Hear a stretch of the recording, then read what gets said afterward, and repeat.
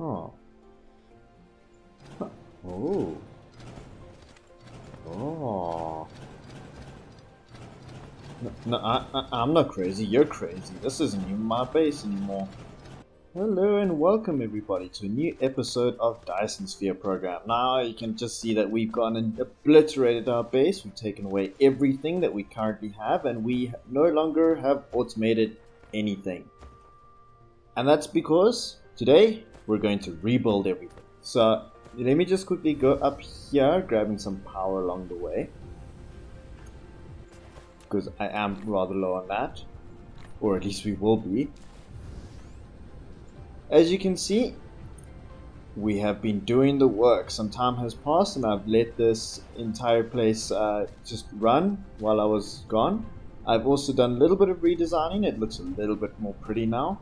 So we've just got 4 sets of smelters going here for, 8 sets of smelters here for the, basically for the steel, and then we've got another set of smelters, I don't even know how many, too many, for the stone bricks. And I'm currently feeding this all into 6 new assemblers to make us foundations. Now, as I said, this has been running for a little bit, and we have got us some goods. Bang, right there. So we've got 3 and a little bit of stacks, and you can see they're stacked to 1,000. Even though they're stacked to 1,000, 30 starts normally isn't going to be enough. Just on a side note here, so I did a little bit of testing along the way. Yeah, so we need all of them running basically all the time. I've realized that it is better to have a backlog on the belt and instead manage your power based on how many thermal power plants you have instead. Otherwise, if I was only running 2 of these, it would run out of power, but if I ran 3 of them, it would have too much. So I decided in any case, well, let's just make them all go. And then we will manage the power usage based on the number of thermal plants instead. It works a bit better. You can get closer to your generation capacity without consuming too much. Okay, so as the sun is about to come up, that will benefit us greatly when we get into laying the foundations down. I wanted to just quickly show you something pretty cool here. Right, let's get all of that. If we click on this little white block over here, it brings up this selection panel, and in this little selection here, we can choose the color of the foundation that we're going to be laying down. Now, I wanted to sort of make it like a normal workshop area. I don't know if you've ever been to a workshop, you'll know that they lay down little markings on the floor to tell you where the good stuff is, where you can walk and where you should not walk. All of generally the non-walk areas or the in-use areas are either orange. Let's see what that looks like over here. Let's go to get a little spot. They're either orange. Oh, they're either orange like this. Let's just get a better angle. But that doesn't look too great if you ask me. Or they are red like this. Now the red is very vibrant. That stands out quite nicely. So I think I'm going to go with that. But I don't know what to put in the center. So if we just do that, then that kind of looks cool. I kind of want to go with that in the center for our normal machines. But I want to also separate the belts. So what will the belts look like if we were to put down any color we could ever choose? What would the belts be? Let's see what this one looks like. Oh, gone a little bit too bad. And we've done it again. That's alright. That kind of looks pretty cool. I think we might just go with that. Yeah, that's fine. So I'm just going to go and lay this all the way down. Get our belts spread out again. And see where it takes us. One also pretty cool thing here, if you don't want to lay the foundation down with any coloring, you can choose, is it this mode? Oh, that's a different foundation type. I never knew that. That's pretty cool. Cool stuff. I'll definitely be making use of that. That looks actually quite awesome. I might make use of this one in the red. Let's just get this on one. Yeah, that looks pretty neat. I like it. Anyways, what I was actually trying to tell you here is you can do this vein restore or vein bury.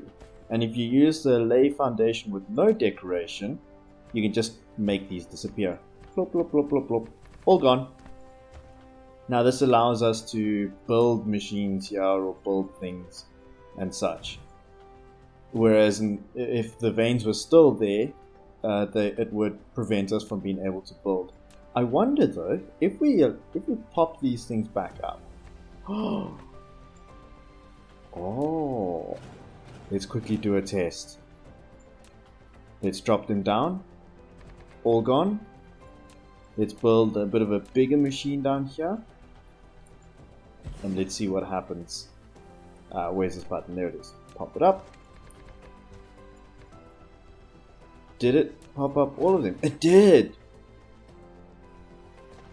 That's kind of cool also. Don't know how that would be useful, but that's alright. We learn stuff every day. Okay, so I'm going to go ahead and lay down the sections that I'm going to want to be laying this all into. So I'm just going to put the bolts down basically, and then we'll take it from there. Oh, and something else that's pretty handy to know, if you have the lay foundation, no decor, oh actually if you lay any kind of foundation down over a body of water, you see your little Mickey guy, he doesn't like no water. He doesn't like to go and swim, and that kind of makes sense because, I mean, he is a robot. Robots, electricity, they generally go zap. Yeah, so robots don't like water, but that's fine. You can just cover it up. We will be changing the color of this in a moment. But yeah, that's pretty awesome that you can just cover up entire oceans like that. It does use this thing called soil pile though. So soil pile you can get from, let's see, where can we try and find some soil pile? This planet isn't very, how can you say, bumpy. It's bumpy in the negative, as in it goes down into oceans. It doesn't go up much into mountains. But let's see if we can try and figure it out. So if we hit, oh yeah, here you go. You can see that, you might be able to see this. There's a tiny little bit of a hill. If we use a, oh, you can even see it there. It says we'll get 4,000 soil pile. Clicking it will lower the ground to sea level, and that will give us soil pile. As we can see, we just got soil pile there and there. However, using it on a body of water like this, or anything that is lower than sea level, we will see there will consume 1,700 for non-soil pile. Bang. See, now it just, well, I mean, it doesn't really say that because you already gained like 5,000 from it. It's very easy to gain soil pile, but also just as easy to lose it. So I don't want to go crazy and like take away all the water on this planet. And to be quite fair, I don't really want to mess up this planet too much at all, actually. I mean, this is our starter planet. I'd like to sort of preserve this as much as possible. We'll obviously be taking out all of the resources available on this planet, but for the most part, we want to keep it as clean as possible. Well, at least I want to try to keep it as clean as possible. I mean, there's no point in having such a pretty planet like this and then just paving it over with concrete, and you know, I don't really like the look of that. But we'll see how it goes, and for right now, I'm going to just get rid of all of these little small pieces. Where is it? It's this button. I'm just going to get rid of these small little pieces of water and just make sure that we are good to start laying down our factory. This is going to be our factory area, this little corner of the world. It's actually kind of convenient because it's a pretty big landmass, so we don't have to use a lot of soil pile for it. And also, we've got all the resources in this area.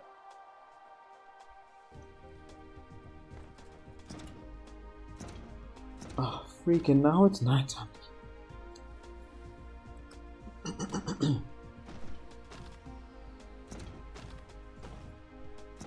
I'm gonna time lapse this a little bit.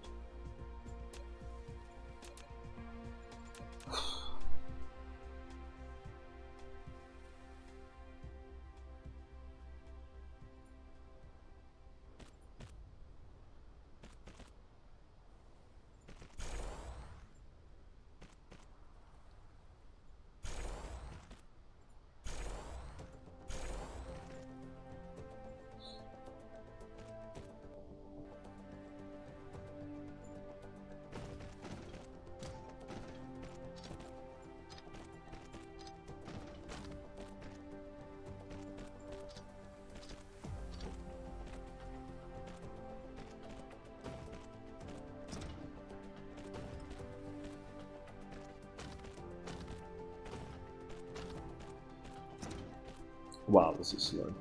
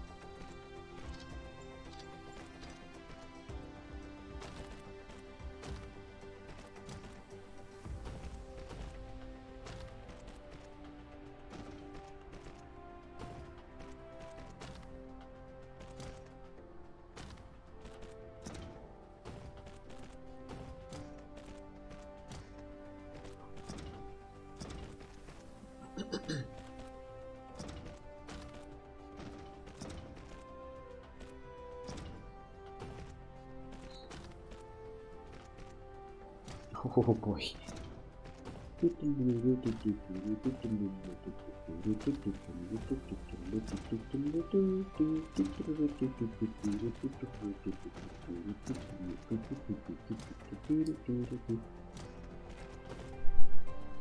I'm gonna have to find music for this.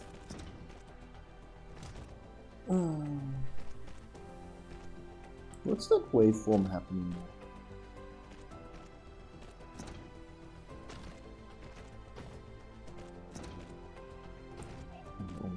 Okay, get ready.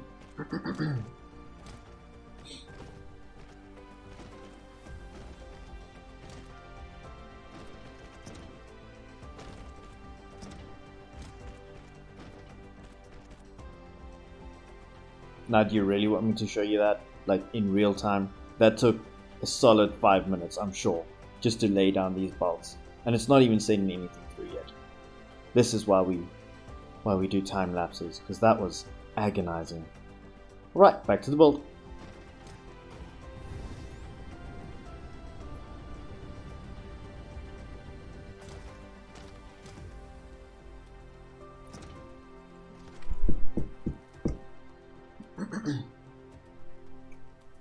So our plan is still to have these easy boxes here laid out for us so that we can just have all of the items ready for us in one simple little area. However, these boxes will probably get moved as we figure out where all of the items get laid.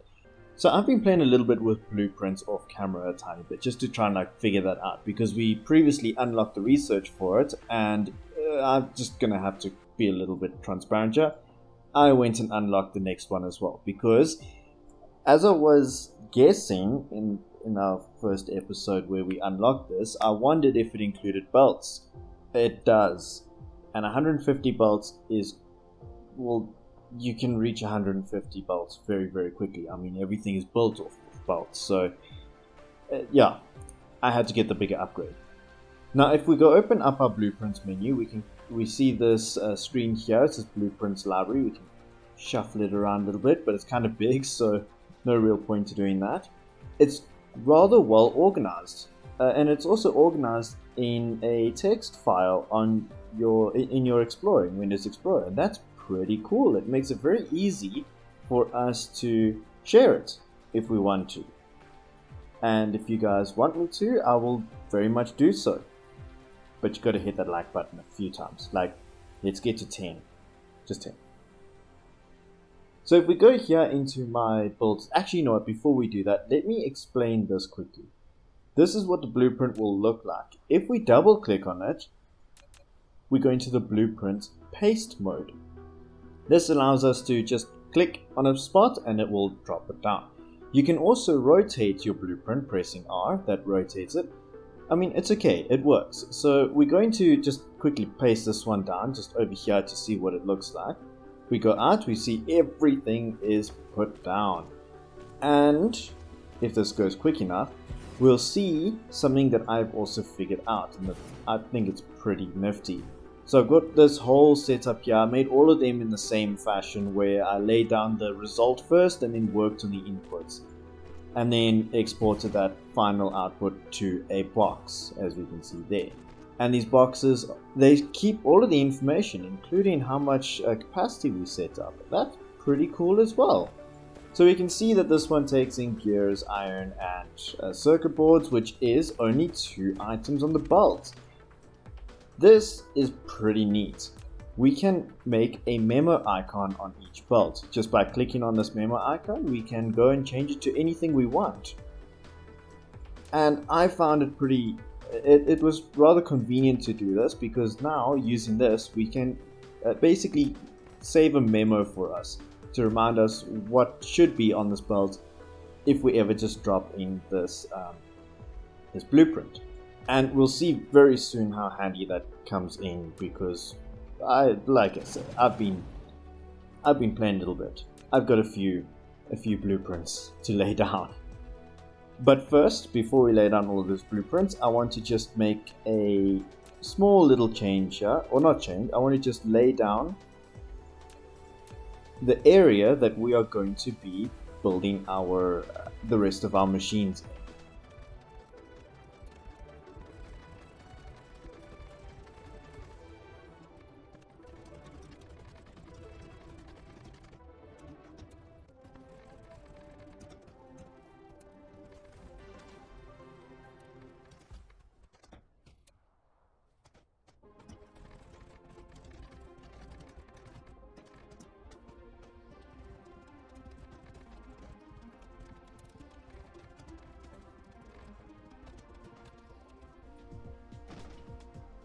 I really wish this game had some lights. That would make this much nicer to build it in the night time. They should really add some lights in, and it's not just the maker over here that is giving off lights. That would be quite dandy and handy. So I've got a little square laid out over here, and I'm just going to go into my builders over here, into my blueprint library. There's no real reason why I called it builders, but this is all the stuff that I can automate at the moment. I've got them all labeled 1, 2, 3, 4 all the way down till 9, and my little naming convention that I have here is, if it says the number in the beginning is going to dictate basically the order, the easiness of, or rather the priority of the construction item. I want to build things from essentially easiest to more difficult, but these will be the first things on the belt, so they will obviously grab all of the materials currently available to them. I've also named them after a what is it, a prefix? No, it's not a prefix, a suffix? Suffix, I think suffix is right. I named it ICR for iron, copper, rings, because why not?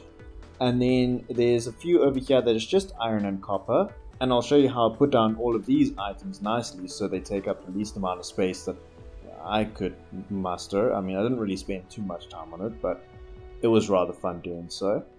And then I've got some over here, ICRS. This is iron, copper, rings, and stone. And then finally, the last one has an ICRG for iron, copper, rings, and glass. These matrix labs use glass as an ingredient, so that's going to be fun to try and put down. So first and foremost is the belts. Now you see here we're back in this mode. We can rotate this around, and I want to sort of give it as much space as I can. I don't want to cramp everything down as tight as possible. There's some good builds out there that do that. I'm not going to do that for this run because I want it to look nice.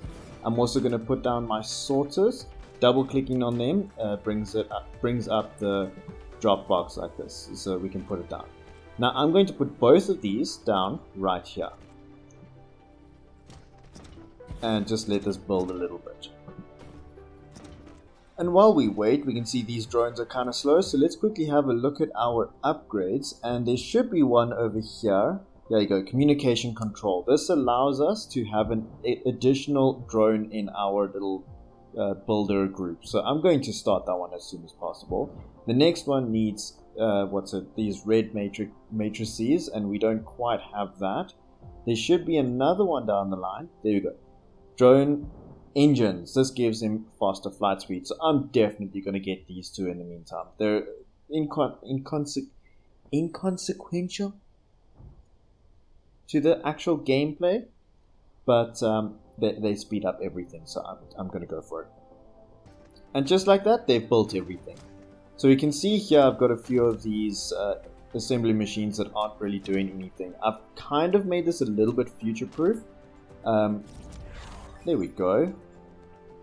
So the bolts right now, I don't have the research to make the next level bolts. However, if we look at the tech tree in our technologies here, and we go and look at the high efficiency logistics systems, we can see already what the next level bolts will take. It takes those little green engine things on the bottom of it. And also I've done the same to the sorter Mark 3s. Also takes those green little engines. Those little engines are way down at the bottom. It is this guy. So when we get the red signs, we will be able to unlock the electromagnetic turbine, the green engine. And if we look at how those are made, it's just coils and standard engines from our normal engine, our normal electric motor. And that's pretty straightforward to make. It takes all the same ingredients that we already have. So we can see we already have coils on the line, and we've already got these small engines. So it's literally this one and this one added to make the next stage. So I've got this in a line here. This will get added whenever we eventually unlock the next engine. It'll go there, and then it will push the items directly to this assembling machine over here. This one will create the next level bolts. However, I've got it already set up so that if we don't yet have that research, you can see it goes onto this belt down here, and just gets passed right onto the storage. So regardless of if we have the research or not, or however long it will take us to get there, this is already future proofed for the next belt. Yes, this will make things go a lot faster. And that's how we plan to lay down the assembly machines to build all of our items going forward. However, we just need to add the belts to actually feed these items, and this is going to be quite interesting.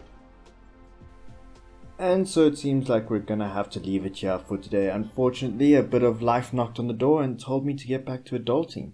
So here we are, forced to cut this one a bit short. I'll spend a bit of time off camera to sort out the rest of the base so you don't have to get bored watching all that again. And then we're on to red signs to start the next step in our journey of stopping sunburns forever. Until then, thanks for watching. I'll catch you next time. Bye.